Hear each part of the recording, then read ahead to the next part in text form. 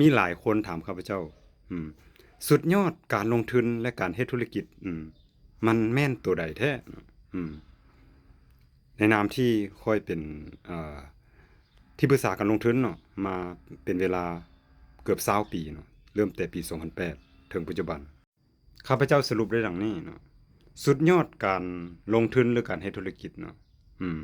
อันหนึ่งแม่นสร้างเวทีอ่าให้คนอื่นหาเงินเนาะ ตัวที่สองแมนสร้างเวทีให้คนอื่นเอาเงินมาฝากนะสองอย่างนี่สร้างเวทีให้คนอื่นหาเงินมันมีอย่างใดยกตัวอย่างเช่นสภาการค้าแม่นตัวบรรดานาสมาคมต่างๆเนาะอันนี้ก็แม่นหรือว่าตลาดเอ่อรวมทั้งออนไลน์ออฟไลน์เนาะศูนย์การค้าจังซี่ก็แม่นเนาะสร้างเวทีให้คนอื่นหาเงินหรือว่าเป็นการสร้างคอนโดมิเนียมเนาะ ขายออกแล้วให้คนอื่นมาซื้อแล้วปล่อยเซาออกไปนี่ก็แม่นมันยังมีหลายสิ่งหลายอย่างและตัวที่สองสร้างเวทีเพื่อให้คนอื่นเอาเงินมาฝากแม่นหยังง่ายๆคือธนาคารมันตัวสถาบันการเงินจังซี่เด้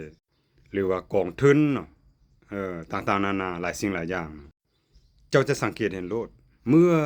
คนเฮ็ดธุรกิจเนาะที่เขาเจ้าเติบโตไประดับใดระดับหนึ่งเนาะถึงขั้นสุดยอดแล้วเขาก็จะหันมาเป็น